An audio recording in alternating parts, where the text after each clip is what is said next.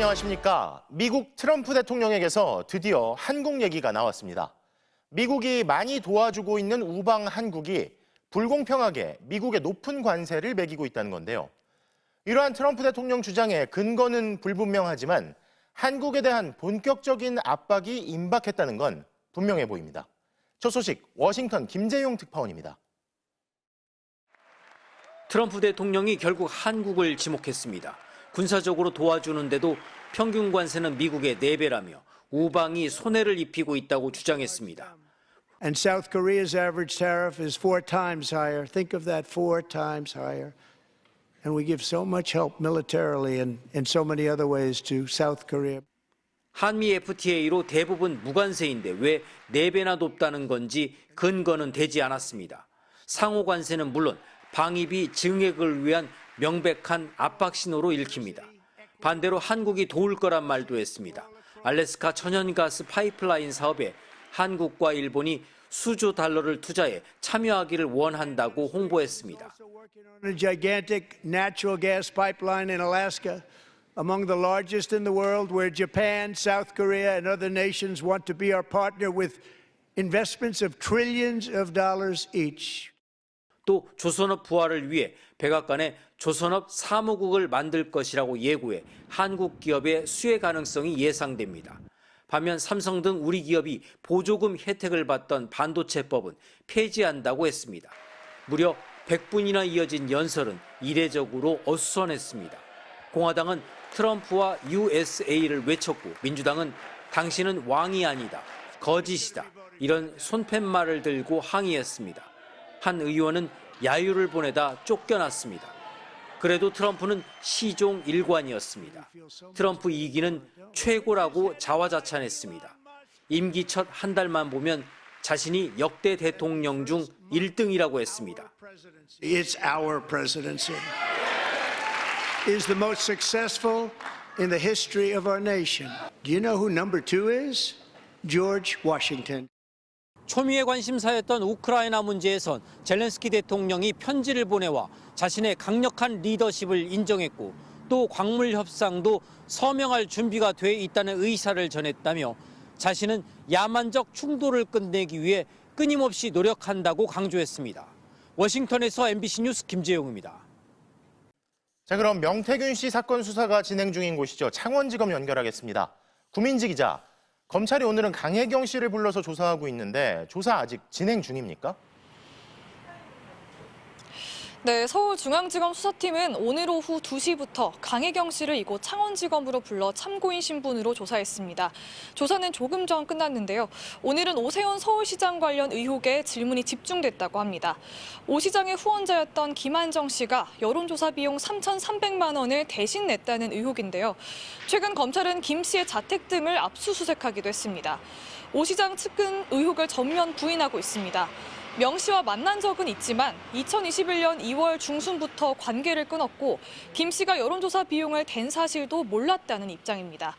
또 13차례 비공표 여론조사를 진행했다면 누구한테 전달했는지 밝히라고 반박하고 있습니다.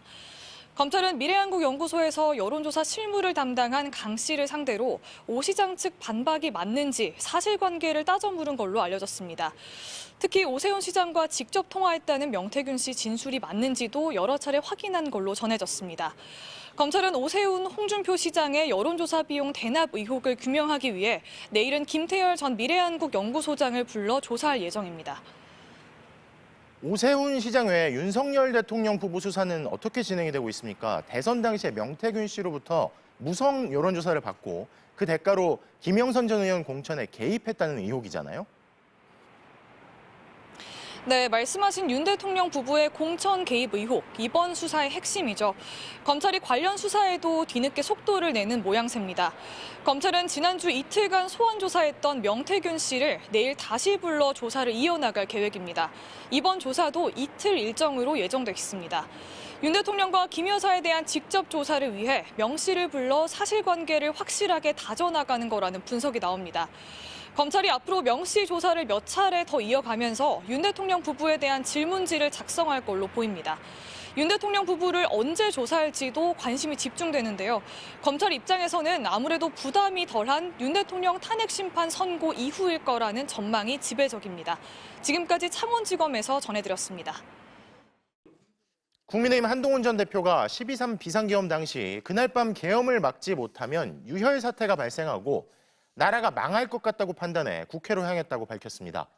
오늘 북 콘서트로 공개 행보에 돌입하며 밝힌 입장인데 다만 그러면서도 윤 대통령과 명확하게 선을 긋는 모습을 보이지 못했는데요. 이런 한 전 대표에 대해 홍준표 대구시장은 당을 망쳐놓고 양심이 없다며 맹비난했습니다. 이문현 기자입니다. 한동훈 전 대표의 북 콘서트에는 16명의 국민의힘 의원들이 찾았습니다. 대부분 친한계 의원으로 오세훈 시장과 김문수 장관이 국회 토론회를 찾았을 때와 비교해 절반에도 못 미치는 숫자입니다. 한 전 대표는 12.3 비상계엄 당시 의원들과 함께 국회 본관으로 향했던 이유에 대해 나라가 망할 것 같아서였다고 했습니다. 이날 밤으로 안 막으면 유혈 사태 난다. 주식시장 안 열린다. 이런 생각을 하면서 무조건 어떻게든 막아야 된다는 그런 목적을만 보였어요. 한 전 대표는 비상계엄이 옳고 그르냐를 따지면 해제되지 않을 것 같다고 말했습니다. 당시 다급한 상황을 표현하기 위한 설명이었지만 비상계엄 선포가 야당 탓이라는 여당의 주장을 의식한 발언으로 보입니다. 이게 맞냐 아니냐로 가게 되면 이 계엄은 해제되지가 않습니다. 이게 계엄이 옳으냐 아니냐라고 된다면 이 계엄을 당장 해제할 수가 없죠. 한 전 대표는 이재명 대표가 집권하면 계엄을 할 거고 자신은 안 할 거라고 주장했는데 뚜렷한 근거는 없었습니다. 여러분은 제가 계엄령을 발동해서 사법부를 눌러버릴 거라고 예상하실 수 있어요? 이 대표는 어떨 것 같습니까? 그게 문제인 겁니다. 조기 대선이 열리면 시장직을 사퇴하겠다고 선언한 홍준표 대구시장도 한동훈 전 대표를 향해 당을 망쳤다며 맹비난했습니다. 당을 이래 망쳐놓고 양심이 있어야지 나라를 이렇게 어지럽게 해놓고 뭔 쓸데없는 소리야. 그런 거 묻지 말아요.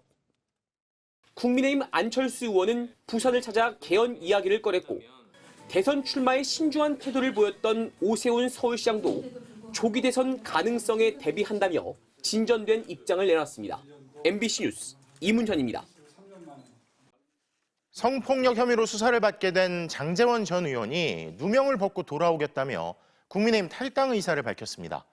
고소인 측이 성폭력을 당했다는 걸 입증할 증거가 있다며 경찰 조사에서 구체적인 정황을 진술했다고 밝힌 가운데 조만간 장 전 의원 소환 조사도 이뤄질 것으로 보입니다. 백승호 기자입니다. 장제원 전 의원에게 성폭력을 당했다고 고소한 여성은 지난 1월 경찰 조사에서 당시 상황을 구체적으로 진술했습니다. 지난 2015년 11월 장제원 당시 부총장 비서였던 피해자는 선거 준비 과정에서 저녁 식사를 하게 됐는데 술자리로 이어졌다고 말했습니다.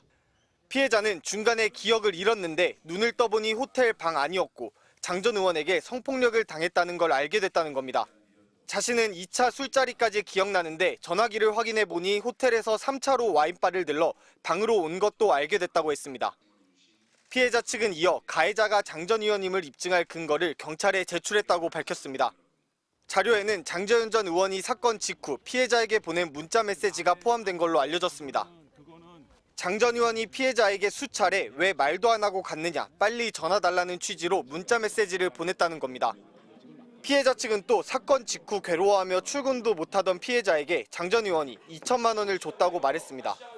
이에 대해 장 전 의원의 변호인은 장 전 의원이 기억을 못하는 것이 아니라 그런 사실 자체가 없다며 강하게 혐의를 부인했습니다. 장 전 의원 본인은 페이스북을 통해 거짓 고소라고 주장하며 10년 가까이 지난 시점을 거론하면서 갑작스럽게 고소한 건 음모와 배경이 있는 것 아닌가 의심이 든다고 했습니다. 또 엄중한 시국에 불미스러운 문제로 당에 부담을 줄 수 없다며 당을 잠시 떠나겠다고 밝혔습니다. 다만 당시 술자리 상황이나 돈을 건넸는지 여부, 이후 국회 보좌진으로 채용했던 경위 등에 대해 구체적인 반박을 내놓지는 않았습니다. 경찰은 피해자 조사를 마쳤고 양측의 주장이 첨예하게 대립하고 있는 만큼 조만간 장 전 의원 측도 불러 조사할 방침입니다. MBC 뉴스 백승우입니다. 선관위가 특혜 채용 문제에 대해 연일 대국민 사과에 나섰습니다. 근거 없는 부정선거 음모론과 선관위 특혜 채용 문제를 기이하게 연관짓는 극우 세력의 공격이 계속되자 잘못에 대해선 거듭 사과하는 모습인데요. 이기주 기자가 보도합니다. 노태악 중앙선거관리위원장이 대국민 사과문을 통해 국민 여러분께 큰 실망과 걱정을 끼쳐드렸다고 사과했습니다. 이어 제도 개선에 안주하지 않고 다양한 외부 통제 방안도 적극 검토하겠다고 말했습니다.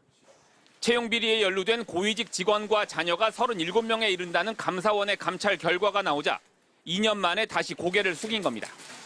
중앙선거관리위원장으로서 진심으로 송구하다는 말씀을 드립니다.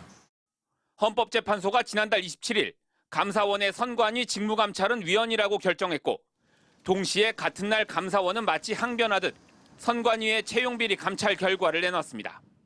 정치권에선 감사원이 못한다면 선관위는 누가 어떻게 감시할 것인지 논의가 시작됐는데 국민의힘은 즉시 특별감사관을 예고했습니다. 특정 사건을 한시적으로 수사하는 특별검사처럼 특별감사관을 임명해 친인척 특혜 채용 비리를 감찰하겠다는 겁니다. 그런데 감사원이 적발한 채용 비리는 2022년 이전에 벌어진 일들로 이미 일부 관련자들은 재판을 받고 있고 선관위 차원의 조치도 이루어진 상황입니다. 여당은 채용 비리와 윤석열 대통령이 주장한 부정선거 의혹을 연관시켜 공세를 폈고 선관위는 두 사안은 아무 관련이 없다고 선을 그었습니다. 그게 지금 직원 채용 비리하고 관련이 깊습니까? 연관은 없다고 저는 생각을 하는데 더불어민주당은 선관위 견제 감시 장치가 필요하다는 데 원칙적으로 동의하면서도 특별감사관 제안에는 입장을 밝히지 않았습니다. 선관위는 특혜 채용 당사자인 고위직 자녀 직원 10명을 직무배제 조치하기로 했습니다. MBC 뉴스 이기주입니다.